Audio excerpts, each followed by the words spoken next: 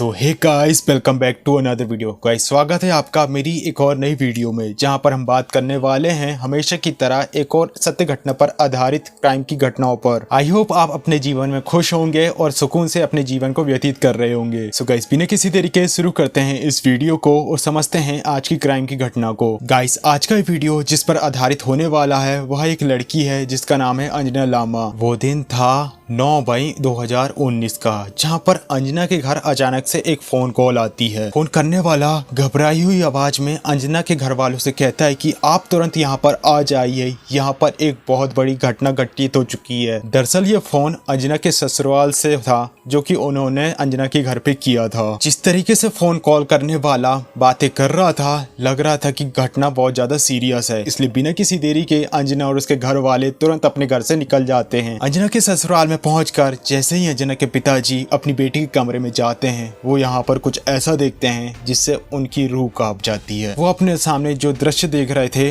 वो उन्होंने अपने डरावने सपने में भी कभी नहीं सोचा था। वो जो नजारा था वह नर्क से भी बदतर था। अंजना के पिताजी उस जगह पर एक मिनट भी ना रुककर तुरंत ही वहाँ से भाग जाते हैं और वे चिल्लाते हुए बाहर आते हैं। पर सवाल तो वही का वही है, आखिर अंजना के पिताजी ने वहाँ पर क्या देखा और ऐसी कौन सी बात थी जिसके लिए अंजना के ससुराल वालों ने अंजना के घर वालों को फोन किया था। सो गाइस, अब जो चर्चा करने जा रहे हैं उस केस का नाम है अंजना लामा केस।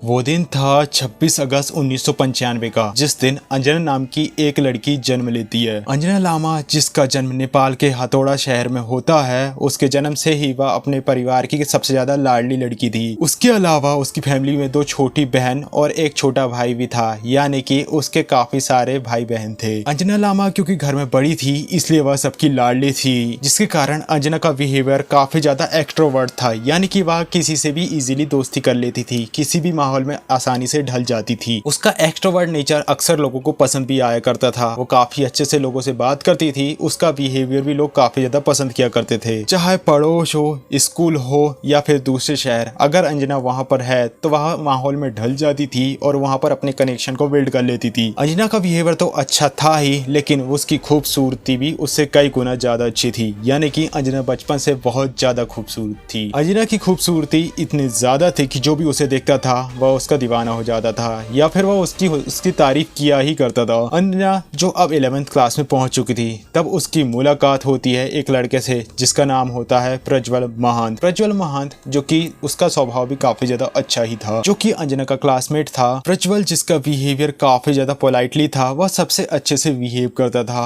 और यही कारण था कि उसका ये नेचर कहीं ना कहीं अंजना को काफी ज्यादा पसंद आती थी। वहीं अंजना जो कि काफी ज्यादा एक्सट्रोवर्ट थी और उसका जो फ्रैंक और काफी ज्यादा ब्यूटीफुल सा नेचर और उसका लुक जो कि प्रज्वल को भी पसंद आ जाता है। क्योंकि इन दोनों की वाइब काफी ज्यादा मैच कर रही थी, इसलिए इन दोनों के बीच फ्रेंडशिप हो जाती है। शुरू में तो ये दोनों एक दूसरे के फ्रेंड्स थे, लेकिन एक दूसरे का नेचर ये काफी ज्यादा पसंद करने लगते हैं और धीरे धीरे इनकी दोस्ती प्यार में बदल जाती है। इन दोनों का रिलेशनशिप काफी ज्यादा स्मूथ था। दोनों एक दूसरे को पसंद करते थे। यहाँ पर कोई भी फोर्स वाला सिनेरियो नहीं था। इन दोनों की अपनी पसंद थी और इनकी पसंद जो अब प्यार में बदल चुकी थी। ये दोनों अपनी दोस्ती के साथ 2 साल का रिलेशनशिप में भी रहते हैं और 2 साल के बाद ये दोनों डिसाइड करते हैं कि अब ये अपने रिश्ते को कानूनी रूप देंगे, यानी कि ये दोनों अब शादी करेंगे। अब इन्होंने यहाँ पर तो ये डिसाइड कर लिया था, पर इन्हें क्या पता था कि इनकी ये डिसीजन काफी बड़ा प्रॉब्लम खड़ी कर देगा इनके सामने। ये तो एक दूसरे से प्यार करते थे, लेकिन क्यों दोनों एक दूसरे अलग अलग समाज से थे, अलग अलग कास्ट थे, इसलिए इनके परिवार इनका ये रिलेशनशिप एक्सेप्ट नहीं करते, जिसके कारण इनकी फैमिली इनका रिलेशनशिप बिल्कुल भी एक्सेप्ट नहीं करती है और इन्हें अब अलग रहना पड़ता है। अब क्योंकि ये दोनों अलग अलग कास्ट के थे, तो दोनों के ही फैमिली मेंबर्स इनके इस रिलेशनशिप को बिल्कुल भी एक्सेप्ट नहीं करते हैं। शुरुआत में ये अपने घर वालों को बहुत मनाने की कोशिश करते हैं, लेकिन जब घर वाले नहीं मानते तो ये डिसाइड करते हैं कि ये उनसे अलग होकर शादी कर लेंगे और अलग रहना शुरू कर देंगे। जैसा उन्होंने सोचा था ये ठीक वैसा ही करते हैं। वे अपने फैमिली को छोड़ देते हैं और अलग रहना शुरू कर देते हैं, जहाँ पर उन्होंने अपनी शादी भी कर ली थी। हालांकि सब इनकी इस रिलेशनशिप के खिलाफ थे, लेकिन प्रज्वल का जो बड़ा भाई उज्जवल था वो इनके सपोर्ट में था। उज्जवल ही वो था जिसने प्रज्वल अपने भाई की शादी करवाई थी हथौड़ा वापस आकर। प्रज्वल जिसकी फैमिली का रहना हथौड़ा से थोड़ी ही दूर एक गांव जिसका नाम ललितपुर था, वहां पर रहना इनका होता था। बहरहाल अंजना और प्रज्वल की शादी हो चुकी थी, तो शादी के बाद इन्होंने डिसाइड किया कि अब ये अपनी फैमिली के साथ रहेंगे, यानी कि प्रज्वल की फैमिली के साथ। क्योंकि इनका बड़ा भाई इनका सपोर्ट कर रहा था, तो इनके लिए काफी ज्यादा ईजी हो गया अपनी फैमिली में वापस से रिज्वाइन करने के लिए। क्योंकि इनका बड़ा भाई इन्हें सपोर्ट कर रहा था, तो बहरहाल इनकी फैमिली भी अब इन्हें सपोर्ट करने लगती है और इन्हें रहने की परमिशन दे देती है। ये अब ललितपुर पहुंच जाते हैं और अपनी फैमिली के साथ रहना शुरू कर देते हैं। हम बात करें प्रज्वल की फैमिली की, तो प्रज्वल की फैमिली में उसके पिताजी, उसका बड़ा भाई, उसकी माँ और अपने बड़े भाई की एक पत्नी यानी उसकी भाभी और उनका एक लड़का भी था। हालांकि यहाँ पर प्रज्वल की शादी हो चुकी थी, लेकिन अब उसे काफी सारी दिक्कत का सामना करना पड़ रहा था। वहीं हम बात करें अंजना की फैमिली की, तो वह अभी भी अपनी बेटी से बात बिल्कुल नहीं कर रही थी।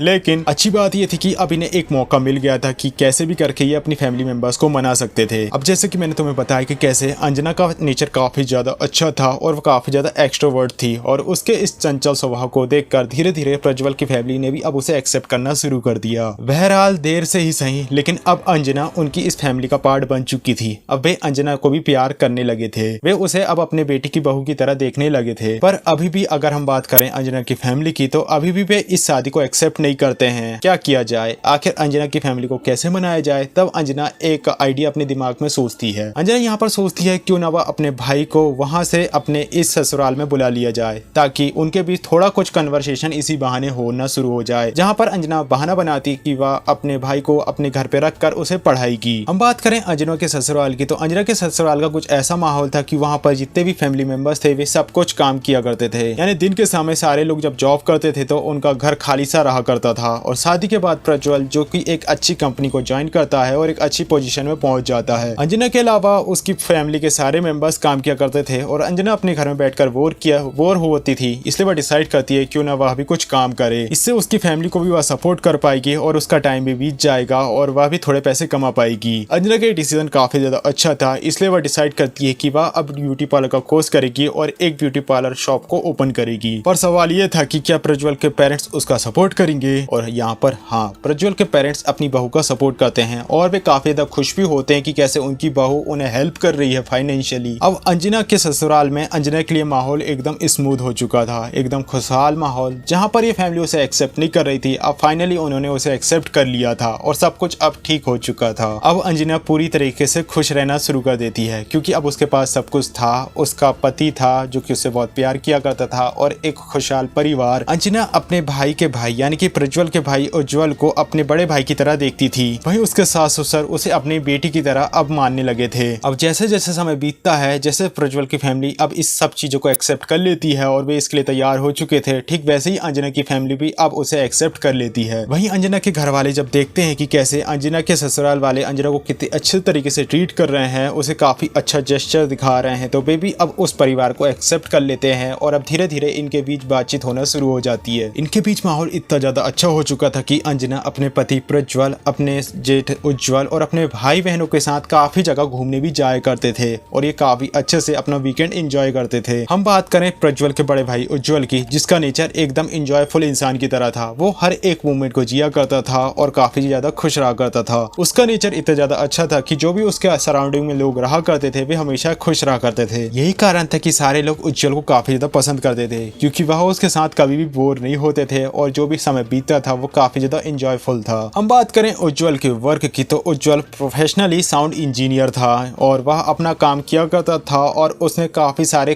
गाने भी बनाए थे। पर क्योंकि उज्जवल को बाद में हियरिंग प्रॉब्लम आने लगती है, तो उसे ना चाहते हुए अपने इस जॉब को छोड़ना पड़ता है और इसके बाद वो एक ऑफिस को ज्वाइन करता है, जहाँ पर वह नॉर्मल जॉब करना शुरू कर देता है। और इस चीज से वह काफी ज्यादा निराश था, पर धीरे धीरे वह इस सारे सिनेरियो को भी एक्सेप्ट कर लेता है। अब वह अपने लाइफ को एक नए करियर के साथ शुरुआत करना शुरू कर देता है। अंजना जो अपने घर में भी काम किया करती थी, पार्लर में काम किया करती थी, पर इसके बाद भी उसके पास थोड़ा सा समय बच जाता था। और ये जिस दौर की घटना है, उस समय एक चीज काफी ज्यादा फेमस थी और वह था टिकटॉक। और अगर तुमने टिकटॉक चलाया है तो तुम्हें पता ही है टिकटॉक में क्या होता था और क्या किया जाता था, किस तरह का कंटेंट हमें प्रेजेंट किया जाता था। अंजना भी अब टिकटॉक बनाना शुरू कर देती है। अब जैसे कि तुमने अब तक अंजना की फोटोज को देख लिया होगा और जैसे कि मैंने वीडियो की शुरुआत में भी तुम्हें बताया कि अंजना कितने ज्यादा खूबसूरत थी, तो ये उसके ज्यादा चांसेस थे कि टिकटॉक में वह फेमस हो जाएगी। होता भी ऐसा ही है, बहुत ही कम समय में अंजना वायरल हो जाती है और उसकी काफी ज्यादा फैन फॉलोइंग बढ़ जाती है। अब क्योंकि अंजना फेमस हो चुकी थी तो उसे अब खासकर मॉडलिंग के काफी ज्यादा ऑफर्स आना शुरू हो जाते हैं और अंजना उसे एक्सेप्ट भी करती है और मॉडलिंग इंडस्ट्री में वह काम करना शुरू कर देती है। हालांकि ये जो नया प्रोफेशनल जो कि अंजना मॉडलिंग का काम करना चाह रही थी, यहाँ पर सवाल ये था कि हो सकता है कि उसके सास ससुराल वाले इसमें ऑब्जेक्शन उठाएं, लेकिन वह ऐसा यहाँ पर कुछ भी नहीं करते। उन्हें अपनी बहू पर भरोसा था और वे उसे इसके लिए अप्रूवल दे देते हैं और वो उसे इस प्रोफेशन में भी सपोर्ट करते हैं। यानी कि अब अंजना के पास अपना एक और प्रोफेशनल था। अंजना जो घर का काम भी किया करती थी, ब्यूटी पार्लर का भी काम किया करती थी और अब टिकटॉक में भी वो फेमस हो चुकी थी और उसे काफी अच्छी अर्निंग हो रही थी। वही हम बात करें अंजना के पति प्रज्वल की, तो वह भी अपने ऑफिस में काफी अच्छी अर्निंग कर रहा था और यही कारण था कि प्रज्वल और अंजना डिसाइड करते हैं कि अब अपने और भी ज्यादा अच्छे फ्यूचर के लिए वो वहां से शिफ्ट करेंगे। उन्होंने डिसाइड किया कि शायद अब वे नेपाल में ना रहकर कनाडा शिफ्ट कर देंगे ताकि उनके फ्यूचर काफी ज्यादा ग्रोइंग हो, काफी ज्यादा उज्जवल हो। हालांकि इन दोनों की शादी का भी ज्यादा कुछ समय नहीं हुआ था तो उन्हें अभी भी डर लग रहा था कि वे अपनी इस इच्छा को अपने पेरेंट्स के सामने कैसे रखें, क्योंकि ये एक ऐसी बात हो चुकी थी कि अब ये शायद अलग होना चाह रहे हैं। पर हैरान कर देने वाली बात यह है कि यहाँ पे भी उनके पेरेंट्स इनका सपोर्ट करते हैं। वे इस सारे सिनेरियो को एक्सेप्ट कर लेते हैं, यहाँ तक कि वे उनके लिए पैसे भी इकट्ठा करते हैं कि उनके बेटे और बहू अगर वे चाह रहे हैं कनाडा में जाकर रहना तो वे उसकी मनी से उनकी हेल्प कर पाएं। अब धीरे धीरे 2 साल का समय बीत चुका था अंजना और प्रज्वल की शादी का। अब क्योंकि अंजना के पास 2 काम था और वे 2 काम में फोकस नहीं कर पा रही थी, इसलिए अंजना डिसाइड करती है कि वह अपना ब्यूटी पार्लर का काम छोड़ देगी और फुल तरीके से मॉडलिंग पर ही फोकस करेगी। और ये काफी ज्यादा फायदेमंद भी था क्योंकि जितना वह अर्निंग वहां पर ब्यूटी पार्लर से न कर पा रही थी उससे ज्यादा अर्निंग वह मॉडलिंग के काम से कर ले रही थी। अंजना के शादी के 2 साल के जो साल थे वे काफी ज्यादा खुशनुमा उसके व्यतीत हुए क्योंकि उसके पास सब कुछ था, अच्छा परिवार, वो काफी ज्यादा अच्छी अर्निंग कर रही थी। और तुम्हें तो पता है क्योंकि जब पैसा होता है तो सब कुछ अब चीजें अपने पास होती हैं, सब कुछ तुम्हारी मुट्ठी में होता है। पर शायद अंजना की इस खुशी को अब किसी की नजर लगने वाली थी। जैसे कि हमने शुरुआत में चर्चा करी कि कैसे अंजना और प्रज्वल को काफी ज्यादा दिक्कत को फेस करना पड़ा था क्योंकि ये दोनों एक अलग अलग कास्ट से बिलोंग करते थे, पर जैसे तैसे इनकी फैमिली ने इसे एक्सेप्ट कर लिया। पर अब ये डिसाइड कर रहे हैं कि कनाडा मूव कर जाएंगे अच्छे फ्यूचर के लिए। हालांकि अंजना और प्रज्वल ने जो मूविंग वाली बात करी थी उनके पेरेंट्स ने एक्सेप्ट कर लिया था, लेकिन इस बात ने उनके घर में एक खटास का बीज बो दिया। दरअसल उज्जवल, प्रज्वल का भाई, उसकी शादी जो कि उसकी अरेंज शादी हुई थी और उसकी जो पत्नी थी वे दोनों सेम कास्ट से बिलोंग करते थे। और एक बहुत बड़ी बात कि जो उज्जवल की वाइफ थी वह अंजना को बिल्कुल भी पसंद नहीं करती थी। उज्जवल जो कि अपने भाई और उसकी पत्नी को काफी ज्यादा सपोर्ट किया करता था, उन्हें पसंद करता था, वहीं उज्जवल की वाइफ जो कि उसे बिल्कुल भी पसंद नहीं करती थी। हम ये कह सकते हैं काइंड ऑफ जेलसी, क्योंकि अंजना काफी अच्छा अपना परफॉर्म कर रही थी, अपने बिजनेस में काफी अच्छी अर्निंग कर रही थी। वहीं उसके बिहेवियर के कारण उसके सास ससुराल वाले भी उसे एक्सेप्ट कर लेते हैं और उसे अब वे भी उसे पसंद करने लगे थे, एकदम बेटी की तरह वे उसे रखने लगे थे। हम कह सकते हैं काइंड ऑफ जेलसी वाला मूवमेंट यहाँ पर हो चुका था या फिर सिनारियो बन चुके थे। ये जेलसी इतनी ज्यादा बढ़ चुकी थी कि अब वह अपनी देवरानी की सबसे काफी ज्यादा शिकायत किया करती थी और उसे एक तरीके से सबके सामने विलन प्रेजेंट करती थी। अब अंजना के साथ कुछ अजीब सा बर्ताव होना शुरू हो चुका था। ये बात अंजना को काफी ज्यादा बुरी लगती थी। अंजना डिसाइड करती है कि ये बात वो अपनी फैमिली से जाकर डिस्कस करेगी, लेकिन जब उन्हें ये बारे में पता चला तो उन्होंने बताया कि उसे छोटी मोटी बातों पर ध्यान नहीं देना चाहिए बल्कि बड़ी बातों पर फोकस करना चाहिए और अपने परिवार को साथ में लेकर चलना चाहिए। कोई भी ऐसी बात है जिससे उसके घर का माहौल खराब हो उसे इन बातों को इग्नोर कर देना चाहिए। और वैसे भी अब तुम थोड़े दिनों बाद कनाडा शिफ्ट कर जाओगी तो क्या ही फर्क पड़ेगा कि तुम्हारी देवरानी तुमसे कैसा या फिर तुम्हारी जेठानी तुमसे कैसा बिहेव करती है। वो से कहते हैं कि तुम ऐसा कुछ भी बिहेव मत करना कि जो आग इनके घर पे लगी हुई है वह बढ़ जाए। अंजना अपनी फैमिली की बात मान लेती है और इन सब चीजों को इग्नोर कर देती है। पर अंजना के साथ फ्यूचर में जो होने वाला था शायद ही किसी ने इस बारे में सोचा होगा कि ऐसी कोई घटना घटित होगी। वो दिन था 9 मई 2019 का। ये वो दिन था जहां पर अंजना के घर में उसके ससुराल से फोन कॉल आता है, जहां पर अंजना की मां फोन उठाती है और फोन में बात कर रही थी अंजना की सास। फोन में अंजना की सास घबराती हुई आवाज में अंजना की मां को तुरंत ललितपुर आने के लिए कहती है क्योंकि यहाँ पर कोई बड़ी और बुरी घटना घटित हुई है। अंजना की फैमिली इस बात से घबरा जाती है और वे प्रज्वल को कॉल करते हैं, लेकिन प्रज्वल भी उन्हें तुरंत घर आने के लिए कहता है। उन्हें यहाँ पर कुछ भी नहीं बताता। हालांकि वो एक्सपेक्ट कर रहे थे कि शायद प्रज्वल उन्हें कुछ बता दे ताकि जो पूरे ख्याल उनके दिमाग में आ रहे थे वो आना बंद हो जाए। प्रज्वल के ऐसे जवाब को सुनने के बाद वे और भी ज्यादा घबरा जाते हैं कि ऐसी कौन सी घटना घटित हो गई है कि ये लोग इस तरीके से बता नहीं पा रहे हैं। ललितपुर और हथौड़ा के बीच थोड़ी सी ज्यादा डिस्टेंस थी। हालांकि उन्हें पहुंचने में काफी कम समय लगता था, लेकिन जिस समय ये लोग वहां से निकलते हैं और ये लोग पहुंचते हैं उन्हें काफी ज्यादा समय हो जाता है। इसके पीछे का रीजन ये था कि आज ट्रैफिक काफी ज्यादा था और उन्हें रात के 10 बज चुके थे, यानी काफी ज्यादा समय हो चुका था। का। ये रास्ता काफी ज्यादा लंबा हो चुका था और पूरे ही रास्ते अंजना की फैमिली के दिमाग में काफी बुरे बुरे ख्याल आ रहे थे। अब अंजना की फैमिली जैसे प्रज्वल के घर पहुंच जाते हैं तो वे नोटिस करते हैं कि उनके घर के बाहर बहुत ज्यादा भीड़ इकट्ठी है और वहाँ पर पुलिस भी है। पुलिस को देखकर अब जो ख्याल इनके दिमाग में आ रहे थे उन्होंने काफी ज्यादा ब्रूटल सीन ले लिया था। अब जैसे तैसे ये लोग घर की तरफ बढ़ रहे थे तभी वो देखते हैं कि अंजना का जो छोटा भाई था जिसे अंजना ने अपने साथ यहाँ पर लाई थी वो वहाँ पर काफी बुरी तरीके से रो रहा था। एक पुलिसमैन जो कि अंजना के डैड को अपने साथ घर पे ले जाता है वो उन्हें अंजना के रूम में ले जाता है और वे जो वहाँ पर देखते हैं वो एकदम डरा देने वाला था, जो कि शायद वे सपने में भी कभी सोच भी नहीं सकते थे। जो सिनारियो वहाँ पर था वह नर्क से भी ज्यादा बदतर था, जो कि लोग कहते हैं कि दुश्मन को भी ऐसे सीन कभी देखने को न मिले। जो उन्होंने देखा वह चिल्लाते हुए बाहर आ जाते हैं और फूट फूट कर रोना शुरू कर देते हैं। पर सवाल वही है कि आखिर अंजना के डैड ने वहाँ पर क्या देखा। दरअसल अंजना के डैड वहाँ पर देखते हैं अंजना की लाश। अंजना के बेड के ऊपर अंजना के शरीर के टुकड़े टुकड़े थे, ना कि सिंगल लाश। कुछ भाग जो जमीन में पड़ा हुआ था और कुछ भाग जो बेड में था और चारों तरफ लाल लाल खून। पूरा कमरा लाल रंग के खून से सन चुका था। ऐसा लग रहा था कि ये कैसा नर्क की तरह है। अंजना का लेफ्ट हाथ और पैर कटा हुआ था और शरीर में जो चोट के निशान थे वे काफी ज्यादा गहरे थे और तो और उसका धड़ सर से अलग था। अपनी लाडली बेटी के ऐसे हालात को देखकर अंजना के डैड इसे बिल्कुल भी सहन नहीं कर पाते। उन्हें तो कुछ समझ में भी नहीं आ रहा था, वो एकदम सदमे में पहुंच चुके थे। वो बाहर आकर चिल्लाकर रो रहे थे तो उनकी ऐसी हालात को देखकर उनकी फैमिली यानी उनकी पत्नी और बेटियां घबरा चुकी थी और कहीं ना कहीं वो ये बात जान चुके थे कि अब उनकी बेटी या उनकी अब बड़ी बहन इस दुनिया में नहीं रही। अंजना के फैमिली मेंबर्स जैसे तैसे भी अपने आप को संभालते हैं और पुलिस से रिक्वेस्ट करते हैं कि वह इसकी डीपली इन्वेस्टिगेशन करे और इस फैमिली मेंबर्स में जो भी है सबको अरेस्ट करे। कहीं ना कहीं इनका ही हाथ है उनकी बेटी के कत्ल के ऊपर। अंजना की मॉम यहाँ पर ये बातें कह ही रही थी कि तभी पुलिस वाले उन्हें कुछ अलग सी बात बताते हैं और वो जो बात बताते हैं उस पर अंजना की मॉम को अपने कानों पर यकीन नहीं था। पुलिस अंजना की मॉम को बताती कि कैसे जो आदमी जो क्रिमिनल है जिसने उनकी बेटी को मारा है उसने सरेंडर कर दिया है। पुलिस अंजना की मॉम को बताती कि कैसे जो क्रिमिनल है जो कल्प्रिट है जिसने उनकी बेटी को मारा है उसने सरेंडर कर दिया है और उसने अपने गुनाह को भी कबूल कर लिया है। पर सवाल ये है कि आखिर कातिल है कौन और जो कातिल है उसके बारे में सुनकर आखिर अंजना की मॉम को अपनी कानों पर यकीन क्यों नहीं हुआ। यहाँ तक कि तुम ये नहीं सोच सकते कि आखिर वो कल्प्रिट था कौन जिस बारे में मैंने तुम्हें अभी कहानी में आगे बताया। तुम सोच भी नहीं सकते कि वो एक क्रिमिनल हो सकता है। दरअसल जिसने अंजना को इतने बुरी तरीके से एकदम जानवरों की तरह मारा वो कोई और नहीं बल्कि उज्जवल था। उज्जवल वही उज्जवल जिसे अंजना अपने बड़े भाई की तरह देखा करती थी, जिसने उनकी हेल्प करी थी शादी करने में और हमेशा उनका साथ दिया था। ये बात जैसे ही अंजना के फैमिली मेंबर्स को पता चलती है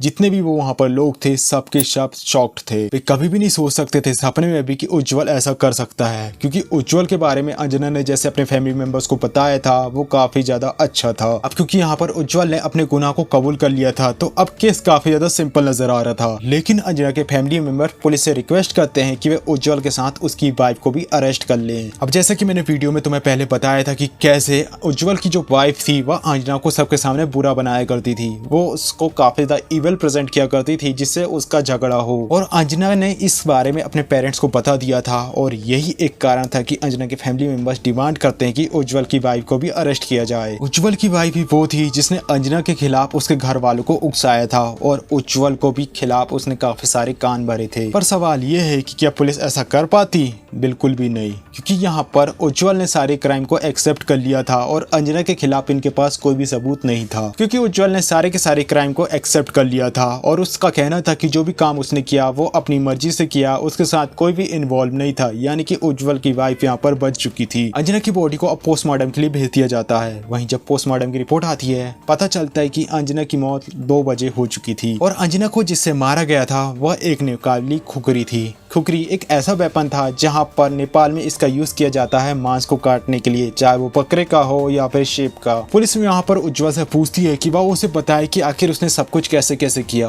और उज्जवल जब पुलिस वालों को बताता है कि कैसे उसने सारी घटनाओं को अंजाम दिया वो रूह कांपा देने वाला था। उज्जवल बताता कि कैसे 9 मई 2019 के वो दिन जहाँ पर प्रज्वल जो कि अपना नाश्ता करने के बाद ऑफिस के लिए निकल जाता है और घर में केवल अंजना, उसकी साथ और उज्जवल ही बचते हैं। दिन के समय अंजना जो कि कुछ लेने के लिए बाहर जाती है लेकिन उसे वो चीज वापस नहीं मिलती तो घर वापस आ जाती है। वहीं उज्जवल उसकी ये सारी एक्टिविटी को ऑब्जर्व कर रहा था। अब जैसे ही अंजना घर लौटती है वह अपने रूम में चले जाती है और अपने बेड पर लेट कर, क्योंकि अंजना एक टिकटॉकर थी तो वह अब फोन को चलाना शुरू कर देती है। अंजना जिसकी आदत थी कि वह अपने रूम में अपने दरवाजे को लॉक कर देती थी अंदर से, लेकिन इस बार अंजना ये करना भूल जाती है। उज्जवल जिसके पास एक बड़ी सी खुकरी थी, वह उस बड़ी खुकरी को निकालता है और अंजना के रूम में चला जाता है। उज्जवल खुकरी को लेकर अंजना के रूम में जा चुका था। हालांकि अंजना का ध्यान जो फोन में था, अब थोड़ी देर बाद उसका ध्यान उज्जवल में जाता है और जैसे वो उज्जवल को ऐसी हालत में देखती है, वो भी थोड़ी सस्पिशियस हो जाती है क्योंकि उज्जवल के हाथ में खुकरी था। उसे समझ नहीं आ रहा था कि आखिर उज्जवल एक खुकरी को लेकर उसके रूम में क्यों आया है। पर उज्जवल जिसने एक काफी बड़ा और खतरनाक सा डिसीजन पहले से ही ले लिया था, उसके इरादे कुछ और थे। वह बड़ी बेरहमी से उस खुकरी से अंजना का सर धड़ से अलग कर देता है। शुरुआत में उज्जवल जब अंजना के ऊपर वार करता है तो अंजना अपने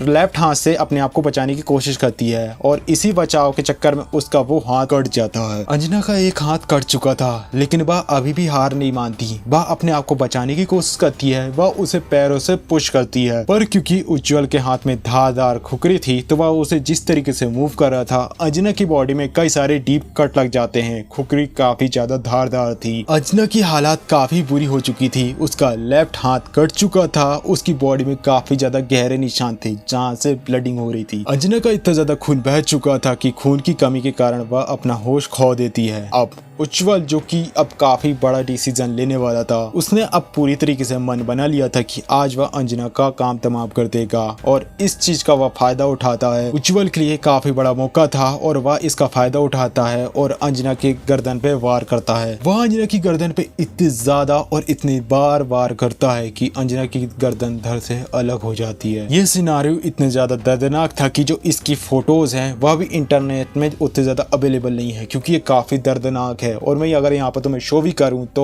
हो सकता है यूट्यूब कोई एक्शन ले ले और मैं चाहूंगा कि तुम ऐसे सीन को कभी भी ना देखो। तुम काफी अपने ऊपर से ही इमेजिनेशन कर सकते हो कि वो सिनारियो कैसे रहा होगा। बहरहाल इस घटना के घटित होने के बाद अंजना का पूरा कमरा खून से सन चुका था और बहुत सारा खून जो उज्जवल के शरीर में भी लग चुका था। उज्जवल ने इतनी बड़ी घटना को अंजाम दे दिया था पर उसके दिमाग में कोई भी पछतावा नहीं था। मतलब उसकी जो फैमिली मेंबर्स को उसने ही मारा पर उसे कोई भी पछतावा नहीं है। वह धीरे धीरे अंजना के कमरे से बाहर निकलता है और अपनी माँ के पास जाता है। उसकी माँ ऐसे उसके रूप को देखकर डर चुकी थी। वह उन्हें सब कुछ सिंपल बता देता है कि उसने अंजना को मार दिया। उज्जवल ने जिस तरीके से इस घटना को अंजाम दिया, ये बातें इस चीज को काफी अच्छे से एक्सप्लेन कर सकती है कि उज्जवल के दिमाग में अब अंजना के लिए कितनी ज्यादा नफरत भर चुकी थी कि वह बिना रुके उसने उसकी जान ले ली। पुलिस इस घटना को सुनकर सहम जाती है। हालांकि इस तरह के केसेस अब उनके सामने नॉर्मल हो चुके थे, यानी कि कई सारे केसेस वो ऐसा देखा करती थी, पर ये rarest of the rare case की तरह था। काइंड ऑफ इतना ज्यादा ब्रूटल कि कोई इंसान ऐसे काम करने से बारे में सोच भी नहीं सकता। पुलिस को घटना के बारे में सब कुछ तो पता चल चुका था, पर आखिर घटना का मोटिव क्या था? कहीं ना कहीं तुम्हारे दिमाग में भी ये सवाल अब तक उठ चुका होगा कि आखिर उज्जवल ने ऐसा क्यों किया और ऐसे कौन से सिनारियो थे कि उज्जवल जो कि उन्हें प्यार किया करता था, उन्हें सपोर्ट करता था, वही अंजना का क्रिमिनल निकला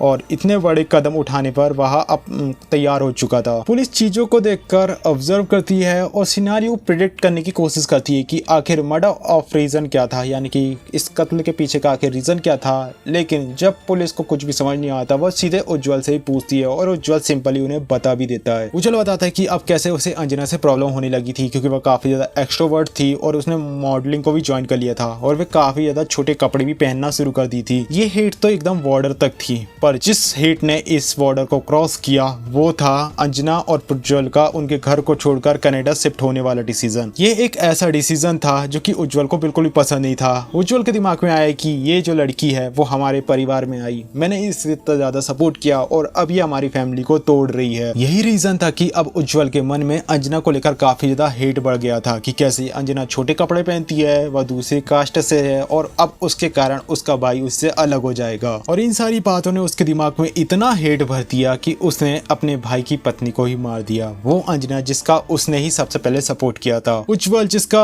नेचर काफी ज्यादा फ्रैंक था, वो काफी अच्छे से फ्रेंडली बिहेव करता था, पर उसकी ये सच्चाई किसी ने भी कभी नहीं सोची थी। दरअसल शुरुआत से ही उज्जवल अंजना से कहीं ना कहीं नफरत भी किया करता था, पर सबके सामने वो ऐसा बिहेव करता था कि उसे अंजना अच्छी लगती है और वो उसकी फिक्र भी करता है। उज्जवल का बिहेवियर इतना ज्यादा अच्छा था, यानी इतना ज्यादा अच्छे से वो प्रिटेंड करता था कि लोग कभी नहीं सोच सकते थे कि इसके दिमाग में ऐसी बातें भी चल रही हैं। हालांकि गाइस यहाँ पर मेरी भी एक अलग सी थ्योरी है। मेरा मानना है कि यहाँ पर उज्जवल की वाइफ का भी काफी बड़ा इम्पैक्ट बैठ रहा होगा, क्योंकि जिस तरीके से वह बिहेव करती थी उसने ही अपने पति के दिमाग में काफी सारी बातों को भी पुश किया होगा। क्योंकि अक्सर देखा गया है कि किसी भी परिवार में जेलसी वाला मूवमेंट तो होता ही है, किसी में कम होता है तो किसी में ज्यादा होता है, लेकिन ये काफी ज्यादा एक्सट्रीम हो चुका था। इस घटना के बाद उज्जवल के ऊपर केस होता है और उसे अरेस्ट कर लिया जाता है। हालांकि उसकी फैमिली उज्जवल को बचाने की कोशिश करती है, लेकिन 2 साल के बाद अंजना के माता पिता को फाइनली अपनी बेटी का इंसाफ मिलता है। कोर्ट उज्जवल को उम्र कैद की सजा सुना देती है और अब जाके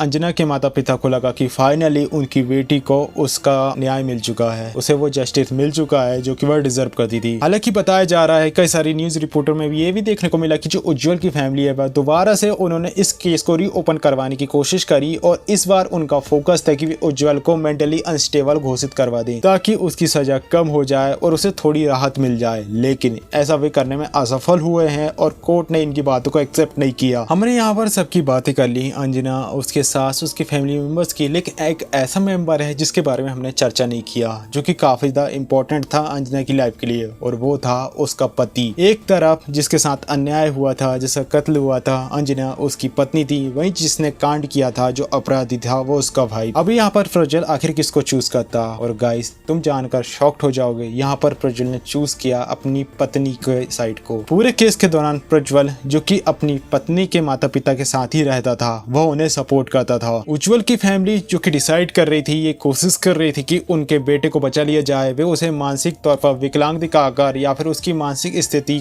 ठीक ना होने का बहाना बनाकर उसे थोड़ी राहत दिलवा पाए। वहीं प्रज्वल जो कि अंजना को इंसाफ दिलाने के लिए लगा हुआ था और वह यही मानता था और वह यही साबित करने में लगा था कि प्रज्वल मेंटली स्टेबल है। प्रज्वल ने कई सारी जगहों पर बताया था कि कैसे कभी नहीं सोचा था कि उसने कभी ऐसा सोचा भी नहीं था और ना ही कभी उसे ऐसा नजर आया कि उज्जवल के मन में अंजना के लिए इतना ज्यादा हेट है। उससे तो कभी भी यकीन नहीं था कि उसका भाई ऐसा कुछ कर सकता है। प्रज्वल जो कि अब उस जगह पर रहना बिल्कुल भी पसंद नहीं करता है जहां पर उस परिवार ने जिसने उसकी पत्नी को उससे छीन लिया, जिससे वो बहुत ज्यादा प्यार किया करता था, अब वह डिसाइड करता है कि वह उस फैमिली में बिल्कुल भी नहीं रहेगा। वह कनाडा शिफ्ट हो जाता है और शायद वह अभी भी कनाडा में ही है। गाइस यहाँ पर हमने देखा कि कैसे जब हमारे दिमाग में किसी के लिए हेट पैदा होती है तो वह इस तरीके से एक्सट्रीम तक भी जा सकती है, और अगर कुछ हेट अगर एक्सट्रीम तक जाती है तो उसका परिणाम हमेशा बुरा ही होता है। इसलिए ज्यादातर हमें सेल्फ ऑब्जर्व भी करना चाहिए कि कहीं हमारे अंदर किसी चीज को लेकर ज्यादा हेट तो नहीं है, और क्या वो हेट है वो जस्टिफाई है, कहीं ये हेट हमें कहीं नेगेटिव दिशा पे ना ले जाए या फिर नकारात्मक